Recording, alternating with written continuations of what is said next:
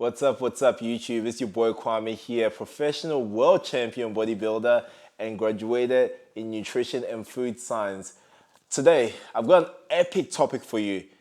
The topic I'm going to be talking about is the truth behind competitions.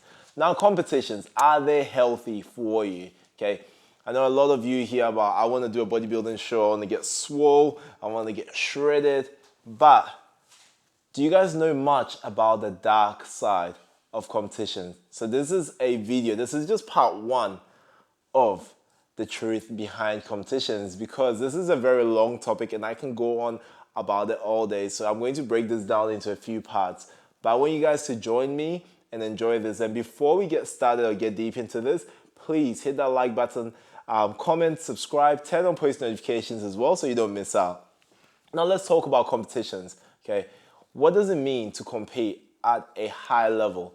Okay, when it comes to competitions or bodybuilding competitions, it's all about our structure. It's all about displaying our package on stage. Now, what does this mean? This also means that we have to get to a very low body fat percentage, okay? A body fat percentage that is not ideally healthy, because as humans, we do have certain requirements that we need to stick to when it comes to body fat percentages. So as a result, there's certain things in our body that don't work as well physiologically. So it is important to actually realize these things before you decide to go into a competition. So today, what we're going to be talking about is what are bodybuilding competitions and what should you know before you go into a bodybuilding competition? Is it healthy? And by the end of this video, I'm going to let you guys decide for yourself if it's something you want to do. Okay, I mean, I've had my experience competing. I started off as a teenager, even younger. So I've been competing for quite a while, over 10 years. And then I won my state title, went to nationals, won quite a few competitions, was undefeated for a while in Oz with the A and B shows, and then went to Masmania, took on the professional division, came third in my first one, and then in 2017 won the pro overall world title. So it was a grind, like going over to Las Vegas to compete wasn't easy. Going up against other world champions wasn't easy, and it was hard. So when I was going for that show, the things that was in my mind was, I'm going in there, I'm leaving no stones unturned. You go there, you give it everything you want. Now, one of the reasons why competitions sometimes are a little bit easier, because it's easy to stay focused during the competition, as opposed to if I was going for dieting for a photo shoot, because it's you on stage that is being judged, If you don't put in that work, you just switch back your mindset and you're like, at the end of the day, you're going to be judged. You're the one that's going to be looking shit on stage. And we don't want that. So we immediately push ourselves, And this is just the reality and the big honest part of it. Yes, we all do it for ourselves. However, we've usually got our friends, our families, and all of that watching. And these are some of the things that excites us and drives us to work harder. So I'm not saying competitions are bad, but again, I'm going to let you guys decide for yourself. I'm saying sometimes it's also a great way to set some goals and smash them, because it is quite easy to be motivated when you have to stand on stage and be judged. You get nervous, and that actually drives you to work a little bit harder. So when it comes to the dark side of competitions, there's a few things. Let's talk about having low body fat percentage. Look, it's all good to be nice and shredded, but is it really good if you're nice and shredded when you can't enjoy it? Okay, so some of the things that actually occur to a lot of people, I'm not saying everyone, because some people are genetically gifted, when you have such low body fat percentage, which isn't supposed to be normal in the human body, okay? One, loss of energy, tiredness, sometimes your sleep could be worse, other times it could be good. So these are some of the effects. Low testosterone levels as well too, low sex drive at the same time too. So there's so much that is involved. And now, when it comes to competitions, like I said, this is a very broad topic, okay? Yes, you are dieting to a low body fat percentage. However, how long it actually even takes you to diet matters, okay? So let's say you did a quick 10-week cut and you dropped about 12 to 15 kilos. You're dropping weight so quickly, okay? Now, one of the things is you're not giving your body enough time to adjust, and you're making this quick change, okay? And this actually allows for so many errors to occur in your body, okay? This is where a lot of problems start to occur while dieting for a competition. Doing it slowly is always the best option. I've always had that as my favorite because your body has time to adapt and adjust to these things. I'm not saying it is the best because if you are like 5% body fat or 4% body fat, again, it's just not healthy. It's not sustainable, okay? So first of all, get rid of that mindset that you should be staying at 5% body fat for a long term. It's not sustainable. It's for a competition, it's for a challenge. And I do respect it when people are saying, look, I want to do that challenge. I want to challenge myself to get to that. That's totally fine. But some of the things that you have to consider is these things that are happening to your body that aren't right, is that worth it for the trophy or for that goal? So that's for you to weigh in. That's not for me to decide for you, okay? I'm just here to tell you some of the things that are not right, or how it disrupts your body while you're doing it, okay? I love competitions. I've always competed and had great fun competing. I've met some amazing people. However, before I actually competed, I didn't actually know, the side effects of competing or what you're gonna go through or the dark side. So that's why I kind of wanted to bring this video to you, because I want you guys to be aware of what you're doing before you go and jump into competitions. Look, even after I found out, the low energy, all of that stuff, I still wanted to compete. So again, that was my decision, and I kind of thought the benefits outweigh the cost of it. So for me, I've always loved competing. It's always been a passion of mine, and I am going to compete again. So I'm not cutting out competitions, but it is good to be aware.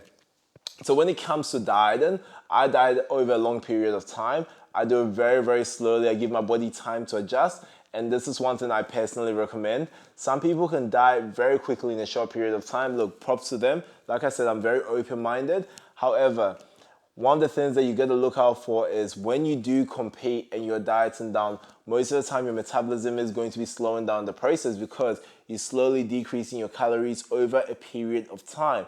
And look, that's normal. Your body's going to adjust to it over time.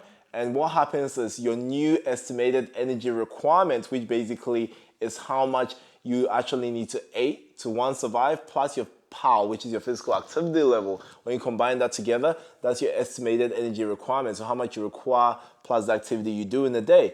That goes lower. So what happens is you're doing this amount of cardio or training, and then you've also decreased your calories.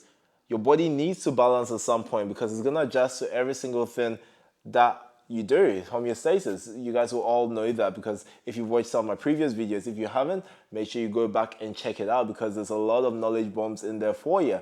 Okay. Now, when your body adjusts, you go down and you drop your calories and you go that low. So I'm going to make an example so it's easy for you guys to understand. Imagine I was starting at 3,000 calories and I wanted to get shredded and I dropped down to 2,000 or even 2,500. 500 calories is a great one to do.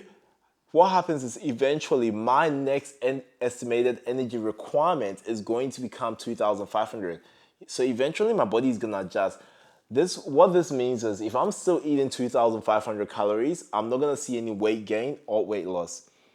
And when this happens, this also means that my body's adjusted to that. Now, if I increase my calories by a little bit more, what's going to happen? I'm going to increase my weight, okay? If I decrease my calories, and this is saying that my training and my physical activity level is exactly the same. If I decrease my calories, what's going to happen?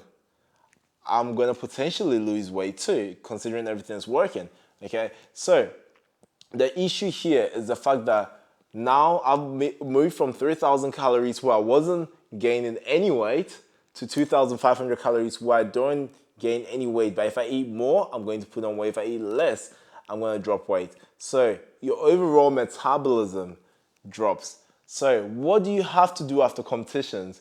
What you want to do is you want to do something called a reverse diet, where you basically get your metabolism back to normal again. And too often, when you've been dieting for a while, the last thing you want to do is go back into diet and then slowly increase your calories again because your body has to slowly take time to adjust. we're all ready to eat some burgers, some fries, some KFC, you name it in the comments below. Let me know what your favorite cheat meal is, okay? So you've been dieting for a while, you're excited to eat all these meals, you sometimes even forget that, look, we gotta focus on our health. We gotta get our, our metabolism kicking again. So, these are some of the things that are not taken into consideration. And what happens is sometimes you can start at a certain weight and you might actually end up heavier, or you might put on more body fat than you even started from comp. So this is called a rebound, a bad rebound. So these are some of the things to look out for. Now, this doesn't just affect you physically, this can affect you mentally. Now, let me tell you why. And I'm not gonna go too deep into this because that's gonna be in part 2 of the video. Now, when you get to a very low body fat percentage, I'm gonna tell you one of the truths here, okay? When I got to one of my lowest body fat percentages during comps, I was happy with how I went, but I still didn't think I was lean enough at that point. So mentally, it affected me in the sense of, yeah, I was happy, I've kicked some goals, but I'm like, I could be leaner. I thought I could be leaner, Now, a couple of weeks after, I looked at the photos, and I was like, damn, I'll give anything to look this lean again. So it's crazy how the mind works, because at that point, you don't even think you're lean enough. And then afterwards, you're like, wow, I'll give anything to look that lean again. Now, what this is doing is that you setting that standard, that becomes your new norm, okay? In your mind, that becomes the new normal for you, okay? So you go out to all your friends when you're still looking leaner than the average Joe and say, I feel fat today. Like, what is that? That's crazy, And they look at you and you're like, I'm crazy. So mentally, this can play with people's minds as well, and it's not healthy in that perspective. Look, like I said, I'm just stating some of the obvious things and being completely transparent with you guys, but it's up to you guys to decide if you want to compete. Like I said, I compete professionally, and it's something I'll continuously do, so I'm not knocking it down, but I think in life it's good for you to see the negatives and the positives of things. So, one of the biggest things that affects people most of the time after competition is post-comp blues, and they could get back into it and they could start to think, look, I don't look lean enough, or once you also start putting on weight, if you haven't reversed properly, it can also affect you mentally, and those are some of the dark sides of it. So I hope you guys enjoyed this video. Sorry I have to cut this short here, but I want you guys to help me, support me.